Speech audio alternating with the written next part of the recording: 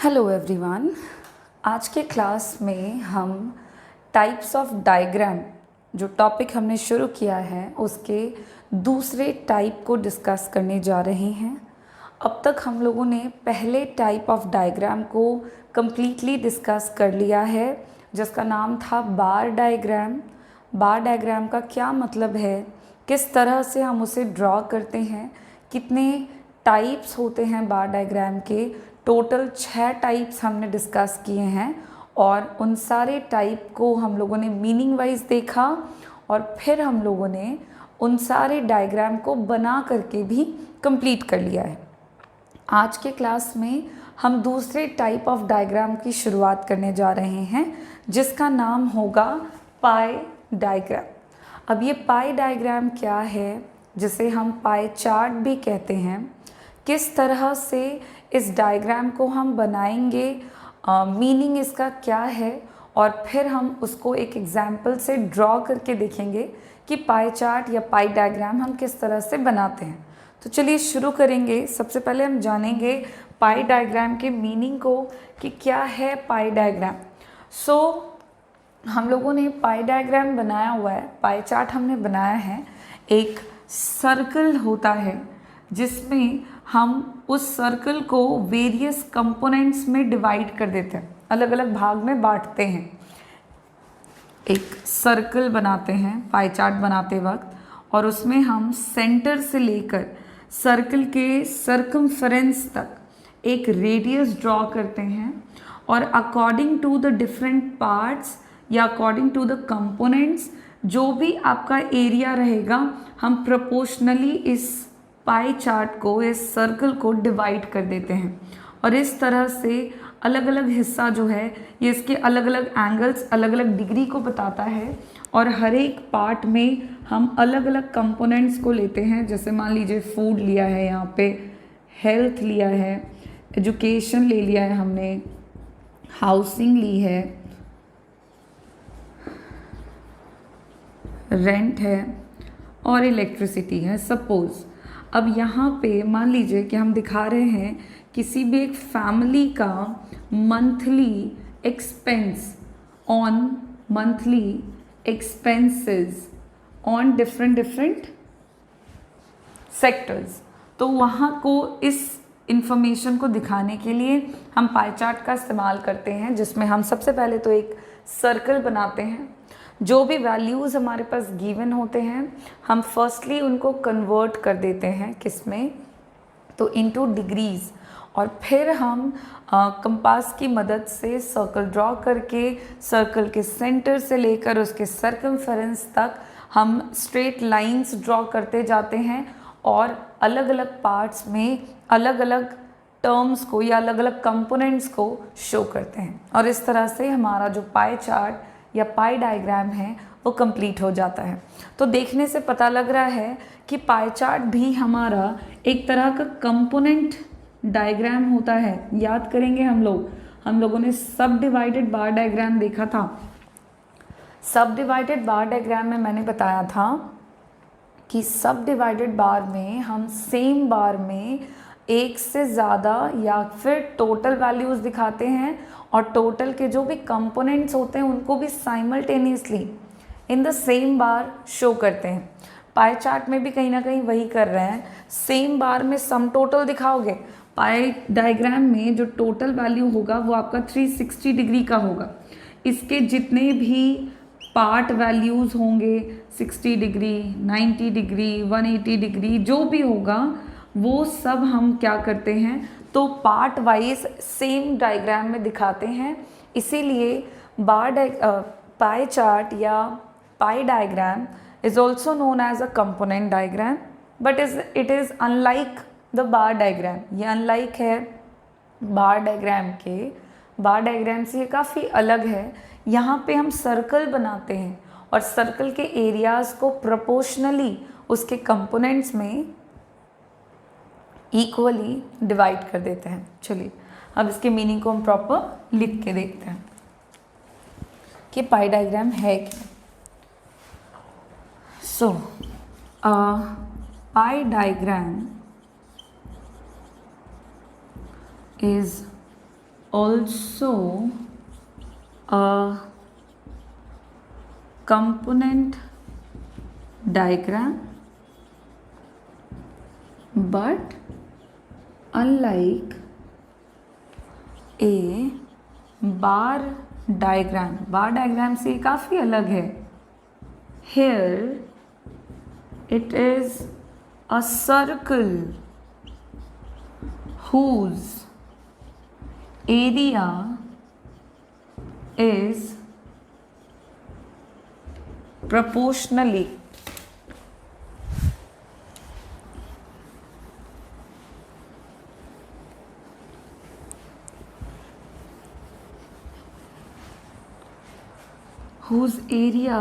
is proportionally divided among its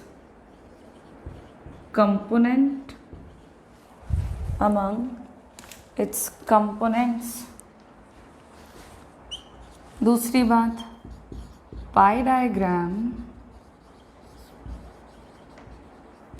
is also called a pie chart. Pi diagram को हम pie chart के नाम से भी जानते हैं. यहाँ पे हम करते क्या हैं कि जो भी सर्कल बनाते हैं, the circle is divided into as many parts as there are corresponding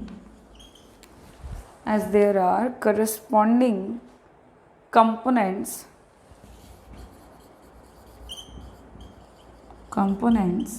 कैसे?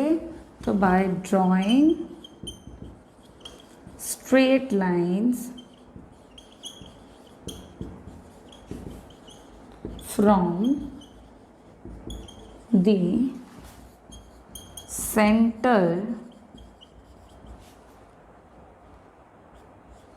the center to there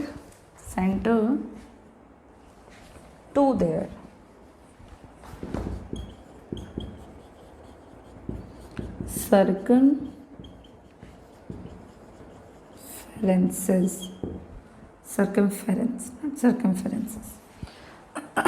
okay, so ये हमने पाई डायग्राम का मीनिंग लिखा है. जो मैंने अभी आपको बताया बिल्कुल वही सेम चीज़ यहाँ पे लिखी है मैंने, कि पाई डायग्राम जो है, सबसे पहली बात है कि एक पाई चार्ट या एक कंपोनेंट डायग्राम होता है जिसमें हम क्या करते हैं, तो ज़रा देखेंगे कि ये आपका सबसे पहली बात, it is a component diagram. First of all ये कंपोनेंट डायग्राम है, but unlike a bar diagram. But bar diagram से काफ़ी अलग है. यहाँ पे एक सर्कल होता है. बार डायग्राम में क्या होता है? बार डायग्राम में हम रेक्टेंगुलर बार्स बनाते हैं और उस बार को हम डिवाइड करते हैं. बट पाई डायग्राम में एक सर्कल होता है और उसका एरिया हम डिवाइड कर देते हैं इसके, whose area is proportionally divided among its components. इसके अलग अलग हिस्सों में हम इसके सर्कल के एरिया को डिवाइड करते हैं. Pie diagram is also known as pie chart. Pie diagram को ही हम पाई चार्ट के नाम से भी जानते हैं. और इस तरह के डायग्राम में जो भी सर्कल होता है वो हम डिवाइड कर देते हैं into as many parts as there are corresponding components. इस सर्कल में हम कितने हिस्से करेंगे, इस सर्कल को हम कितने पार्ट्स में डिवाइड करेंगे, तो इसका जवाब है कि जितना भी कंपोनेंट दिया हुआ है, as there are corresponding components, जितने भी कंपोनेंट्स गिवन हैं उसके अकॉर्डिंग हम इस सर्कल को डिवाइड करते हैं. कैसे? तो by drawing straight lines draw करते जाते हैं from the centre to their circumference. Circle के सेंटर से लेकर उसके परिधि तक, उसके सर्कमफरेंस तक हम स्ट्रेट लाइंस ड्रॉ करते हैं और फिर हम इस सर्कल को डिवाइड कर देते हैं. और जब हम इस तरह से डायग्राम बनाते हैं, ड्रॉ करते हैं, तो हम इसे ही पाई डायग्राम कहते हैं। ये हो गया हमारा पाई डायग्राम का मीनिंग। अब हम देखें कि पाई डायग्राम बनाते किस तरह से हैं। ये तो हो गया कि भाई ठीक है ऐसे बनाते हैं, लेकिन एक हम बना के देख लेते हैं। इसके लिए सबसे पहले तो हम एक एग्जाम्पल लेते हैं। एग्जाम्पल के तौर पे एक क्वेश्चन सपोज कीजिए हमारे पास गिवन है, जिसमें पाई चार्ट दिया बनाने को कहा जा रहा है। एक फैमिली का एक्सपेंडिचर दिया हुआ है। Draw a pi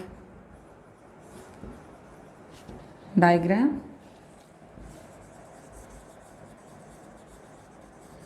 to represent the following information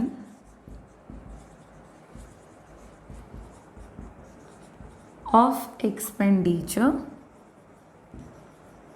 by a family। एक फैमिली का एक्सपेंडिचर दिया हुआ है आपको और कहा जा रहा है कि उसका पाई डायग्राम बनाइए। यहाँ पे दिया हुआ है आइटम्स ऑफ एक्सपेंडिचर, अलग अलग आइटम्स जिन पे खर्चा किया जा रहा है, और नीचे दिया हुआ है percentage of total expenditure.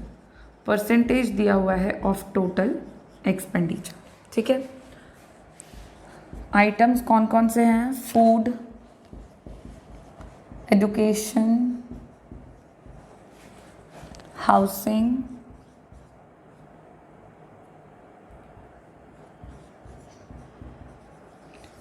Clothing,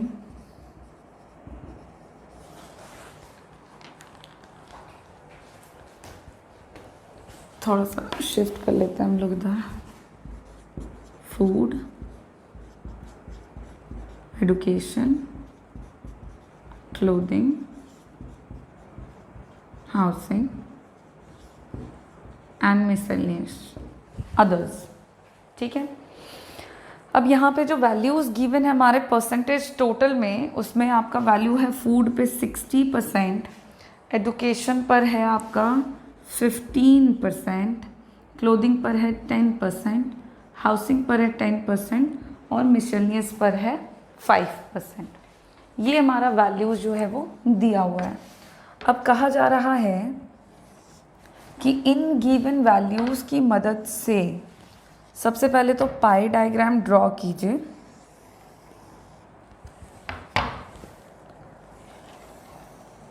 और यहीं पे हम पाई डायग्राम को कंस्ट्रक्ट करने के स्टेप्स भी समझते हुए चलेंगे साथ साथ, कि किस तरह से पाई डायग्राम को हम कंस्ट्रक्ट करते हैं या ड्रॉ करते हैं।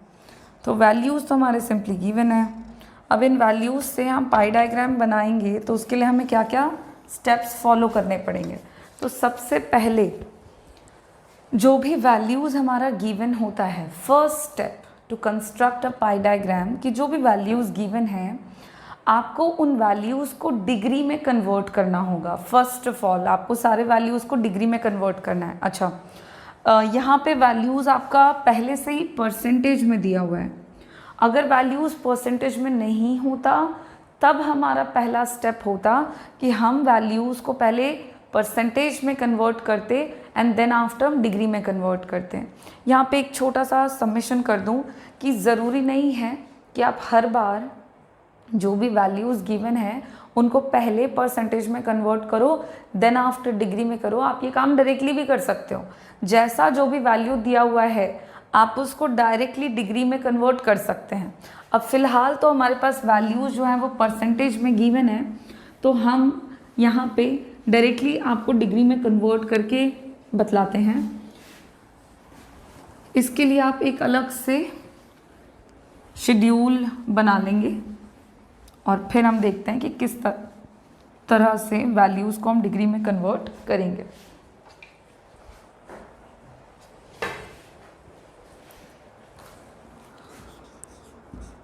एक तरफ हम ले लेंगे आइटम्स ऑफ एक्सपेंडिचर,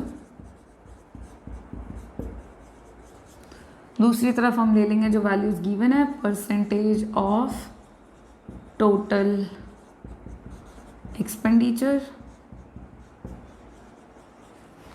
और तीसरी तरफ हम ले लेंगे कॉरस्पॉन्डिंग डिग्रीज। डिग्रीज में वैल्यू हम थर्ड या नेक्स्ट टाइम पर ले लेंगे। अब डिग्री मेजरमेंट को लेने के लिए हम देखें किस तरह से वैल्यू कन्वर्ट करते हैं। अब यहाँ पे जो भी वैल्यूज़ हमारे गिवन हैं उन वैल्यूज़ को हम एज इट इज़ पहले तो लिख लें। आइटम्स लिख लो पहले आप। फूड है हमारे पास, एजुकेशन है, क्लोथिंग है,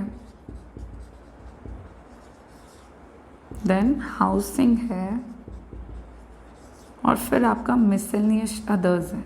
मिसलेनियस अदर्स मतलब हो गया जो एक्स्ट्रा और एक्सपेंडिचर होते हैं, वो सारे छोटे मोटे खर्चे। 60, 15, 10, 10, 5। तो हमने सारे वैल्यूज़ को पहले तो एक टेबुलर फॉर्म में लिखा। अब क्या करना है, हमें इन सारे वैल्यूज़ को डिग्री में कन्वर्ट करना है। डिग्री मेजरमेंट्स लेने हैं अब हमको। डिग्री मेजरमेंट लेने के लिए हम क्या करेंगे तो वो आप समझोगे। सबसे पहला जो स्टेप है वो आपका जो वैल्यूज़ गिवन है उसका आप सम टोटल निकालोगे फर्स्ट ऑफ ऑल। यानी कि यहाँ पे परसेंटेज ऑफ टोटल एक्सपेंडिचर हमारा गिवन है, तो हम इन वैल्यूज़ को फर्स्टली कन्वर्ट कर दे। पहले सबसे पहले तो इसका टोटल वैल्यू हम निकाल देंगे। टोटल वैल्यूज़ आप सिंपली सम करके निकाल सकते हो, और परसेंटेज का टोटल वैल्यू आपको सम करने की ज़रूरत भी नहीं है, आप डायरेक्टली लिख सकते हैं कि वो 100% होगा।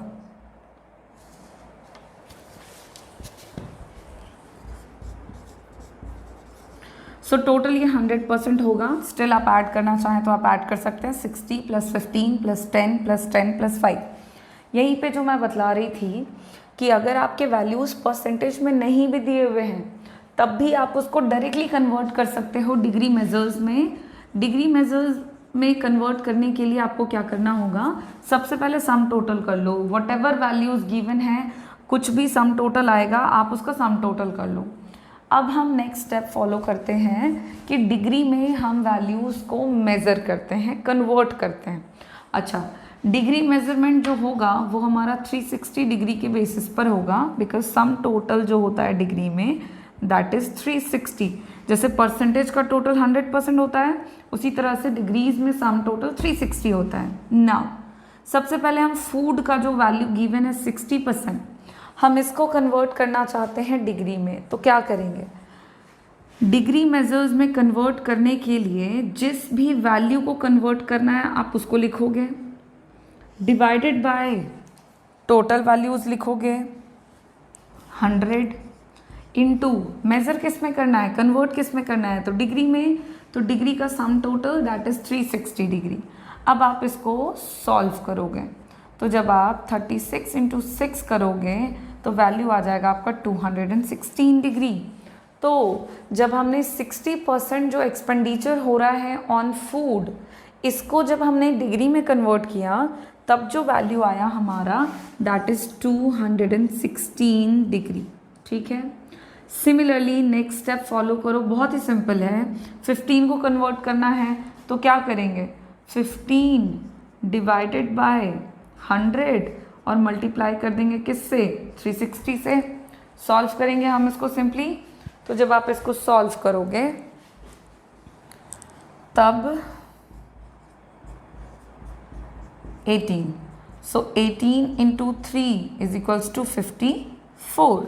तो नेक्स्ट जो है एक्सपेंडिचर ऑन एजुकेशन, जब हमने उसको कन्वर्ट किया इनटू डिग्रीज तो रिजल्टिंग वैल्यू आ गया हमारा 54 डिग्री का। Next step, same steps follow करना है। क्या करेंगे अब, 10 को कन्वर्ट करना है into degree measures. So 10 divided by 100 sum total और मल्टीप्लाई करेंगे 360 से, क्योंकि डिग्री में कन्वर्ट कर रहे हैं। तो क्या आ जाएगा, 36। तो वैल्यू आ गया आपका 36 डिग्री। इसी तरह से फिर से 10 को कन्वर्ट करोगे तो सेम ही आएगा 36। और नेक्स्ट जो है हमारा 5 को कन्वर्ट करेंगे तो क्या होगा 5 डिवाइडेड बाय 100 इंटू 360। कितना वैल्यू आ गया 18। अब जैसा कि मैंने शुरुआत में लिख दिया था सम टोटल जो होता है वो 360 होता है।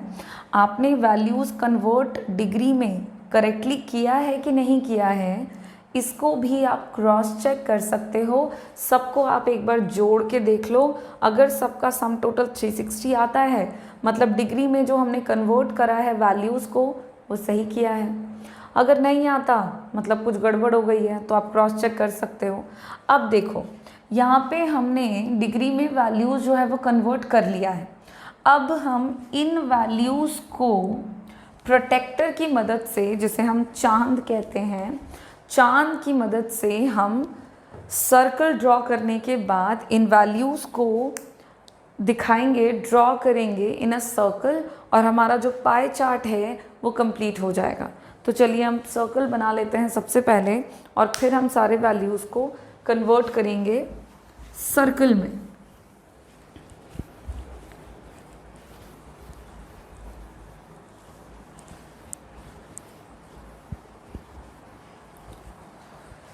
सर्कल जो है वो आप कंपास की मदद से बनाओगे कॉपी में, करेक्ट आएगा। यहाँ पे इतना बड़ा कंपास फिलहाल नहीं है तो हम लोग कुछ देसी जुगाड़ करते हुए सर्कल बनाते हैं।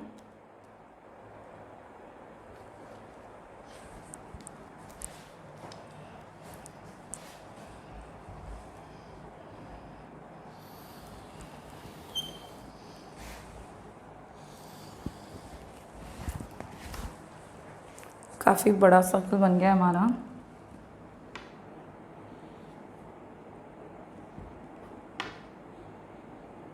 चलिए तो हमने एक सर्कल ड्रॉ कर लिया है।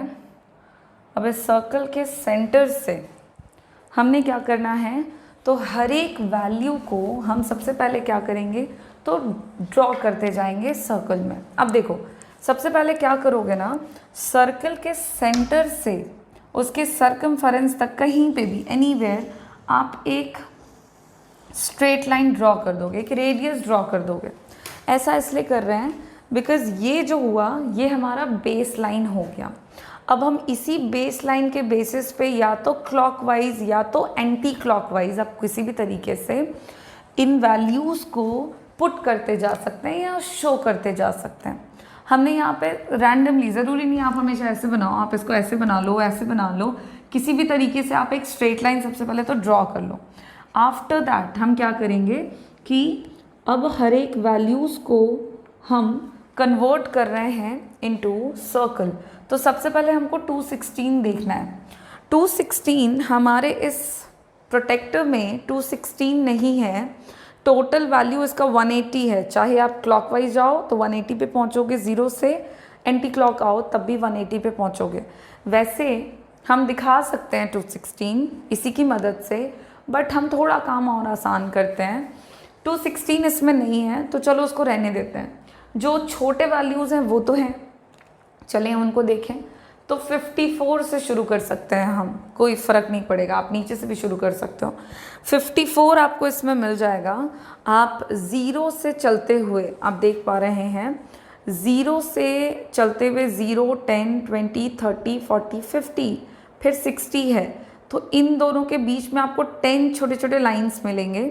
54 के लिए आप क्या करोगे कि 50 के बाद जो 4 लाइन है आप वहाँ तक जाओगे। तो देखो क्या करना है, इस प्रोटेक्टर को हम इस सर्कल के पास प्लेस कर, इस सर्कल के सेंटर पे प्लेस करते हैं, इस स्ट्रेट लाइन के बिल्कुल सीधे में, और 54 इधर से आते हुए हम एक डॉट बनाते हैं और उसी डॉट को हम स्केल की मदद से एक स्ट्रेट लाइन ड्रॉ कर देंगे।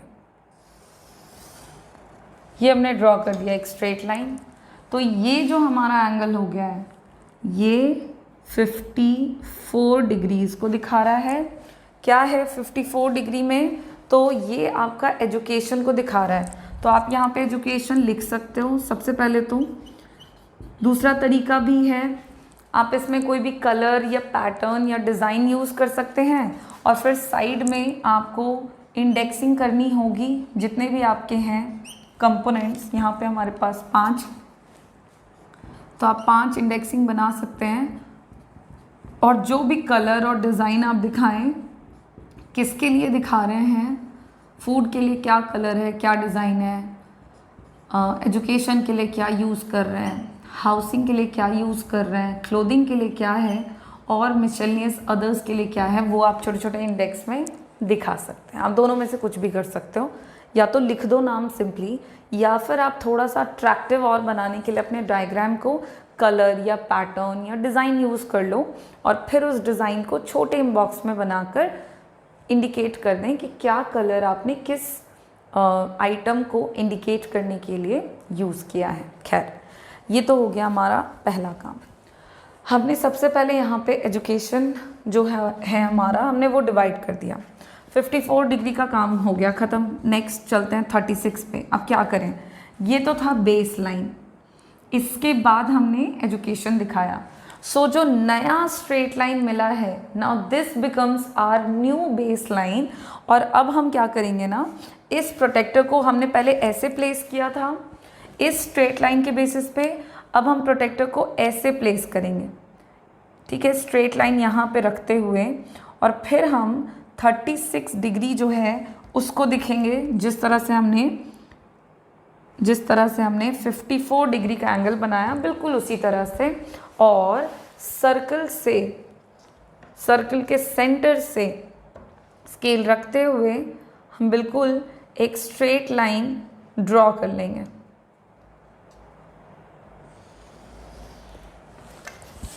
ये हो गया हमारा 36 डिग्रीज, जो कि इंडिकेट कर रहा है क्या, क्लोथिंग। फिर हमें नया बेस लाइन मिल गया है। अब हम इस नए बेस लाइन पर प्रोटेक्टर को रख कर, जो अगला आप इसको क्लॉक घुमा रहे हो एंटी क्लॉक, तो आप इसको एंटी क्लॉक ही ले जाओगे, इधर इधर मत कर देना। अब आपने इसको वापस से यहाँ रखा और फिर आप 36 डिग्री का एंगल बना रहे हो। देन आप सेम काम करोगे, डॉट दोगे और फिर स्केल की मदद से हम एक स्ट्रेट लाइन ड्रॉ कर लेंगे from the centre of the circle to the circumference of the circle. Now फिर से इसको नाम दे दो 36 डिग्री, और ये हमारा क्या इंडिकेट कर रहा है अगला, तो ये हाउसिंग को दिखा रहा है। आप लिख दें यहाँ पे हाउसिंग। फिर नेक्स्ट चलते हैं। नेक्स्ट हमको दिखाना है 18 डिग्रीज। 18 डिग्रीज के लिए भी क्या करेंगे, नया बेस लाइन मिल गया है अब हमारे पास। प्रोटेक्टर को हम यहाँ प्लेस करेंगे और 18 डिग्रीज का जो एंगल है वो बनाएंगे।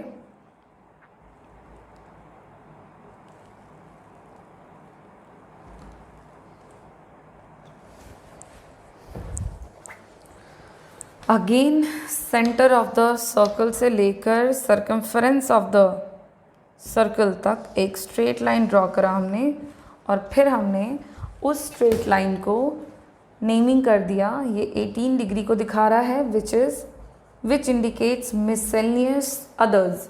अब देखो, ये हो गए हमारे 4, ये बचा हुआ था रेस्ट। जो हमारा पोर्शन है ये हमारा 216 डिग्री का एंगल बना रहा है, जो कि फूड इंडिकेट कर रहा है।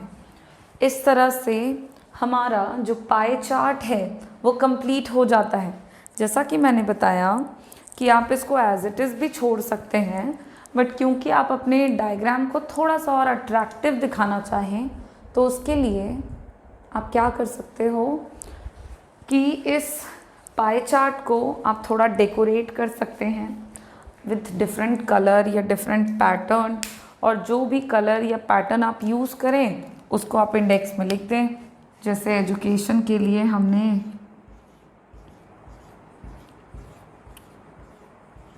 कुछ ऐसा पैटर्न यूज़ किया है।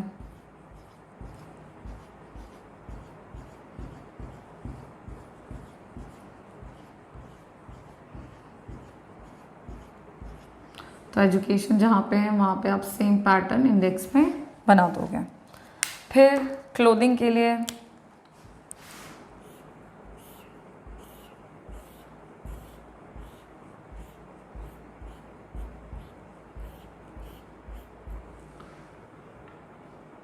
सेम पैटर्न आप बना दो बॉक्स में।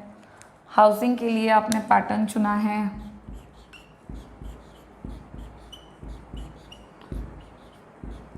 आप अपने तरीके से बिल्कुल अलग डिज़ाइन का इस्तेमाल करते हुए ये काम करोगे। हाउसिंग जहाँ पे है हम वहाँ पे सेम पैटर्न बना लेंगे। फिर हमारा मिसलेनियस अदर्स है, उसके लिए भी हम कुछ इसी तरह का काम कर सकते हैं।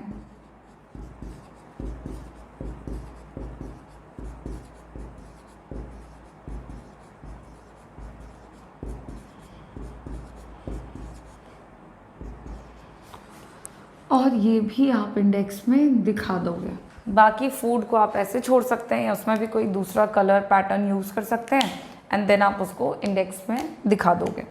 ये बन गया हमारा पाई चार्ट या पाई डायग्राम, जिसमें हमने क्या किया, एक सर्कल बनाया, जो भी वैल्यूज़ गिवन थे उसको हमने डिग्री में कन्वर्ट किया और फिर हमने कंपास प्रोटेक्टर की मदद से इन सारे वैल्यूज़ को प्लॉट कर दिया और हमारा कंप्लीट हो गया है पाई डायग्राम। इसी के साथ हमारा जो टॉपिक था टाइप्स ऑफ डायग्राम ये फिनिश होता है। अब हम इस चैप्टर के लास्ट टॉपिक को डिस्कस कर लेते हैं फटाफट से, जिसका नाम होगा merits and demerits of diagrammatical presentation. Diagrammatical presentation करते वक्त आपको क्या बेनिफिट्स होते हैं और उस डायग्रामेटिकल प्रेजेंटेशन के क्या डिमेरिट्स होंगे, वो हम फटाफट से डिस्कस करके अपने चैप्टर को ख़त्म कर लेते हैं। ये हमारा जो चैप्टर चल रहा है, चैप्टर नंबर 4, ये कंप्लीट हो जाएगा। बस एक छोटा सा लास्ट टॉपिक रह गया है उसके बाद। हम शुरू करते हैं अगले टॉपिक को, जिसका नाम होगा मेरिट्स ऑफ डायग्रामेटिकल प्रेजेंटेशन। भाई क्या फ़ायदा है डायग्रामेटिकल प्रेजेंटेशन करने का, क्या बेनिफिट है, हम वो देखेंगे। इसको मैं आपको पॉइंट वाइज बताती जाती हूँ, फिर इसको हम लोग डिस्कस करते चलेंगे साथ साथ में। मेरिट में सबसे पहला जो पॉइंट है वो यही होगा कि डायग्रामेटिकल प्रेजेंटेशन हम इसलिए करते हैं because it is very attractive method to represent statistical data. किसी भी तरह की जानकारी है उसको हम बहुत ही आकर्षक तरीके से अगर दर्शाना चाहें, प्रस्तुत करना चाहें, तो डायग्रामेटिकल प्रेजेंटेशन हमें हेल्प करता है। तो ये एक बड़ा अच्छा मेथड है जो कि व्यूअर के अटेंशन को अट्रैक्ट करता है और साथ ही साथ उनको काफ़ी इंटरेस्ट के साथ जो भी इंफॉर्मेशन दिखाया जा रहा है वो ग्रैब करने में मदद करता है। तो it is a very attractive method.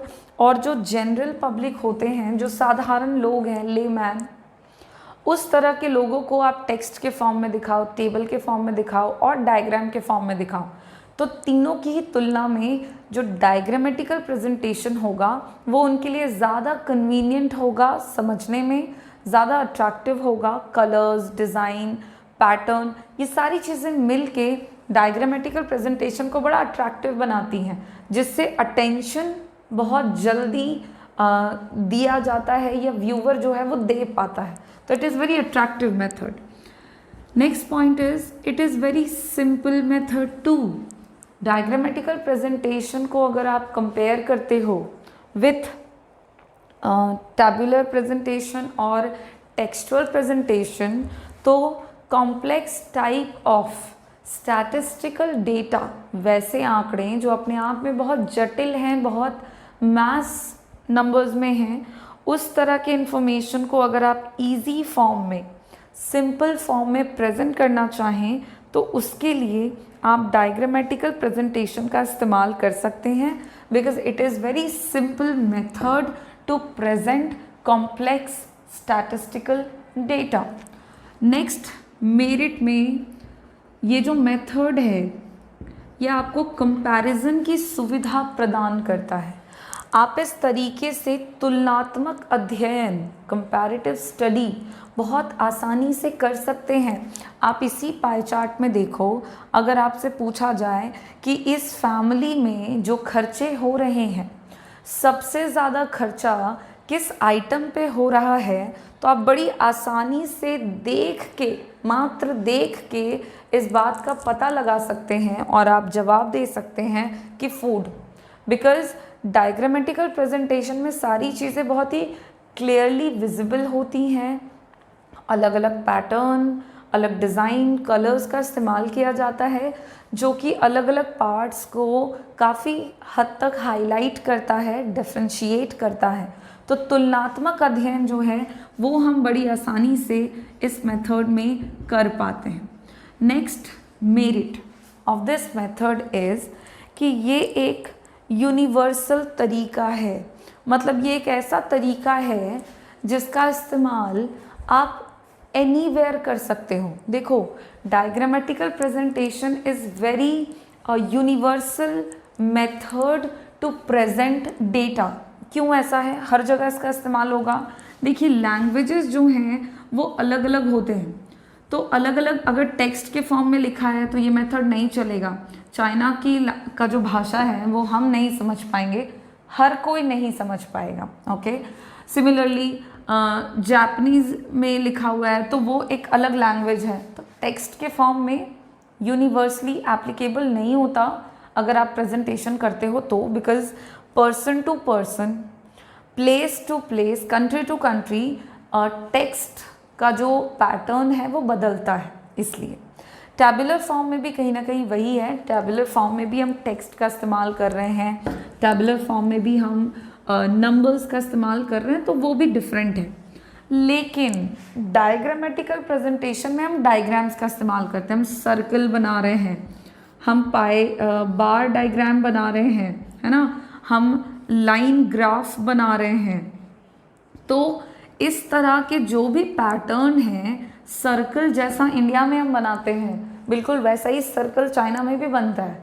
Same circle round shape में यूएसए और जापान में भी बनता है। तो कहने का मतलब है कि डायग्राम्स जो हैं वो कॉमन होते हैं, और अगर आप इस कॉमन चीज़ों का इस्तेमाल करते हुए स्टैटिस्टिकल डेटा को प्रेजेंट करोगे तो फिर आपका तरीका यूनिवर्सली एप्लीकेबल हो जाएगा।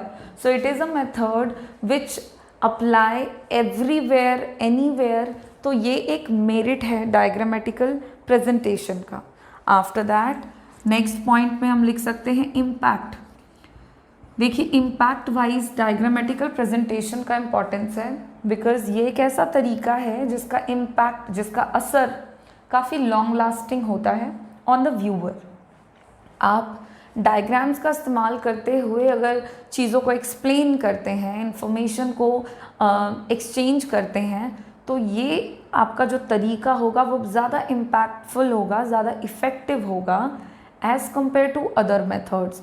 आपने छोटे बच्चों के बुक्स देखे होंगे, टेक्स्ट बुक्स देखे होंगे, उन किताबों में आपको अक्सर काफ़ी ज़्यादा डायग्राम्स दिखता है। अगर बच्चों को 1 सिखा रहे हैं तो 1 एक आइसक्रीम बनाकर बता रहे हैं। बुक्स वगैरह में इस तरह के पैटर्न का इस्तेमाल किया जाता है। वाई? बिकॉज डायग्राम्स का जो इम्पैक्ट है वो काफ़ी लॉन्ग लास्टिंग और काफ़ी गहरा पड़ता है। बच्चे जल्दी सीखेंगे और लंबे समय तक याद रखेंगे। Not only for kids, this method is not restricted only with kids. ये तरीका हर किसी पे इक्वली इफ़ेक्टिव है, चाहे बड़े लोग हैं, किसी भी उम्र के लोग हैं, सबके लिए तरीका इफ़ेक्टिव है। बिकॉज डायग्राम्स का जो इम्पैक्ट हमारे दिमाग पर पड़ता है वो गहरा पड़ता है, लंबा पड़ता है।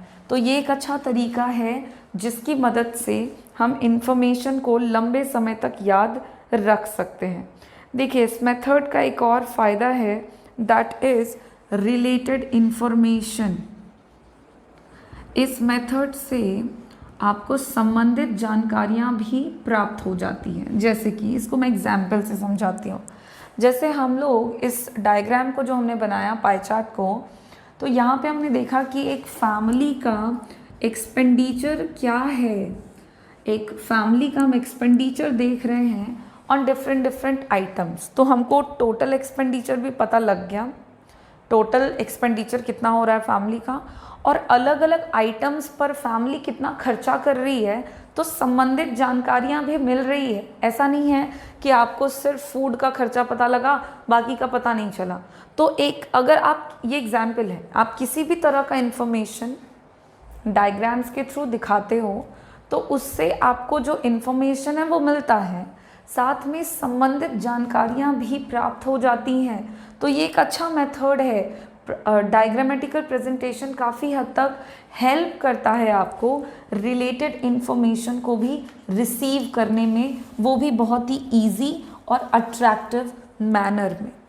इसी के साथ हमारे मेरिट्स जो हैं वो ख़त्म होते हैं डायग्रामेटिकल प्रेजेंटेशन के। अब हम चलते हैं डायग्रामेटिकल प्रेजेंटेशन के डिमेरिट्स पर। क्या है वो?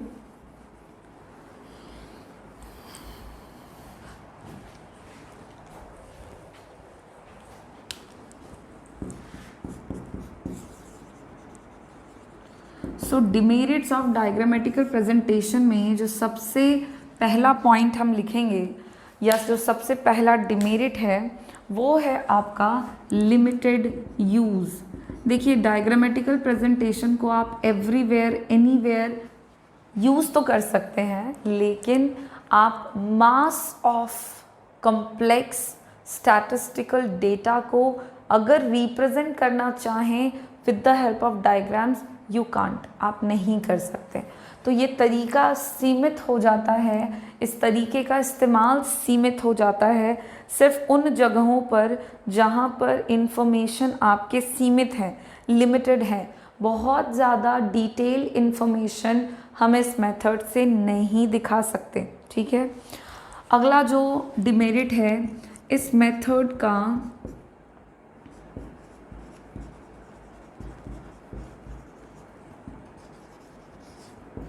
जो भी एक्सपर्ट हैं, जितने भी साइंटिस्ट हो गए, रिसर्चर्स हो गए, जितने भी तरह के लोग हैं, उन सब के द्वारा इस मेथड का बहुत ज़्यादा इस्तेमाल नहीं होता है, क्योंकि ये मेथड का इस्तेमाल ही सीमित है। बहुत कॉम्प्लेक्स आंकड़ों को ये तरीका दर्शा नहीं पाता। तो ये इस मेथड का डिमेरिट है, जिसकी वजह से बहुत सारे जो लोग हैं, जो एक्सपर्ट्स हैं, वो इस मेथड का इस्तेमाल नहीं कर पाते हैं, बिकॉज़ उनकी स्टडी कॉम्प्लेक्स होती है। डिटेल इन्फॉर्मेशन का वो इस्तेमाल करते हुए स्टडी करते हैं, तो उस केस में इस तरीके में रिस्ट्रिक्शन हो जाने की वजह से वो इस तरीके का इस्तेमाल न करके अधिकतर टैब्यूलर रिप्रेजेंटेशन का इस्तेमाल करते हैं। तो ये एक तरीका है जिसका इस्तेमाल बहुत ज़्यादा एक्सपर्ट्स के द्वारा नहीं होता। So this is only this is one of the important demerit of this method.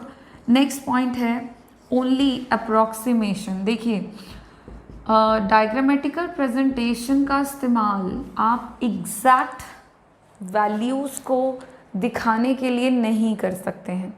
इस तरह के डायग्राम्स को, इस तरह के मेथड का इस्तेमाल हम करते हैं, लेकिन जो भी इंफॉर्मेशन हम दिखाते हैं वो अप्रॉक्स में होता है। जैसे हमने बार डायग्राम बनाना है, अब बार डायग्राम में मान लीजिए वैल्यू 0.98 है, तो हम बार डायग्राम बना रहे हैं, एग्जैक्ट इसको हम स्केल पे मेज़र नहीं कर पाएंगे, बिकॉज फिर आपका जो स्केल है, जो स्केलिंग है, वो बड़ी लेंदी हो जाएगी। तो उस तरह के केसेस में हम अप्रॉक्सीमेशन में चलते हैं। अगर 10.1 है तो हम 10 ले लेते हैं, ठीक है। अगर 10.234 है तो हम अगेन 10 ही ले लेते हैं। सो बताने का मतलब है कि इस मेथड में हम अप्रॉक्सीमेशन पे चलते हैं, लगभग वैल्यूज़ को हम लेते हैं। स्पेशली ये काम हम तब करते हैं जब डेटा हमारे पास बहुत लार्ज होता है, बहुत बड़ा होता है, ठीक है। अगला जो डीमेरिट है वो यही है कि ये एक इनकम्प्लीट तरीका भी है। इस मेथड से ना आप पूरी जानकारी को एक साथ रिप्रेजेंट नहीं कर सकते, because there is some restriction. अभी यहाँ पे 5 आइटम्स थे तो हमने दिखा दिए, वहीं पे यहाँ पे 5000 आइटम्स होते, 500 आइटम्स होते तो सबको अगर हम एक साथ पाई चार्ट में दिखाते हैं तो ये अपने आप में बड़ा कॉम्प्लेक्स हो जाता। तो एक तरह से ये तरीका आपको इनकम्प्लीट जानकारी दे देता है, which is also a demerit of this method. और एक और पॉइंट हम लिखेंगे कि ये तरीका जो है नॉट कैपेबल, इस तरीके का इस्तेमाल हम नहीं कर सकते हैं फॉर फर्दर एनालिसिस। देखिए, कलेक्शन ऑफ डाटा हो गया है, फिर हमने डेटा को प्रेजेंट कर लिया है। अब प्रेजेंटेशन के बाद हम इसको और एनालाइज करना चाहते हैं स्टेप बाय स्टेप। तो कलेक्शन के बाद ऑर्गेनाइज किया, ऑर्गेनाइज के बाद एनालाइज करना है, फिर जाकर के हमको उससे कंक्लूजन निकालना है। तो हर एक स्टेप में अगर आप सोचें कि आप डायग्रामेटिकल प्रेजेंटेशन का इस्तेमाल कर पाएँ हर तरह की जानकारी को एनालाइज करने के लिए, तो वहाँ पे ये तरीका रिस्ट्रिक्ट हो जाता है। बिकॉज जैसे जैसे हमारी स्टडी कॉम्प्लेक्स होती चली जाती है, इस तरीके के जो यूजेस हैं वो कम होते चले जाते हैं, और इसीलिए इस तरीके का हम इस्तेमाल नहीं कर पाते हैं फर्दर एनालिसिस के लिए। इसी के साथ हमारे डायग्रामेटिकल प्रेजेंटेशन के जितने भी डिमेरिट्स थे वो ख़त्म होते हैं, और डिमेरिट्स टॉपिक के ख़त्म होने के साथ हमारा ये जो चैप्टर चल रहा है प्रेजेंटेशन ऑफ डाटा, ये भी फिनिश होता है। और प्रेजेंटेशन ऑफ डाटा चैप्टर के ख़त्म होने के साथ हमारा जो यूनिट 2 चल रहा था, collection, organisation and presentation of data, हमारा ये यूनिट आज कंप्लीट हो गया। ठीक है, इस यूनिट में हम लोगों ने टोटल 4 चैप्टर्स पढ़े हैं और 1 बाय 1 करके हमने हर एक चैप्टर्स को देखा। लास्ट चैप्टर पे थे हम प्रेजेंटेशन ऑफ डाटा, और इसी के साथ हमारा ये यूनिट जो है वो आज ख़त्म हो गया। नेक्स्ट क्लास में हम नए यूनिट के साथ अपने क्लास की शुरुआत करेंगे। तब तक के लिए आप सबका काम रहेगा कि इस यूनिट को कम्प्लीटली आप घर पे सेल्फ स्टडी करते हुए इसको रिवाइज कर लें, ताकि हर एक टॉपिक जो है वो आपको समझ में आ जाए। Thank you.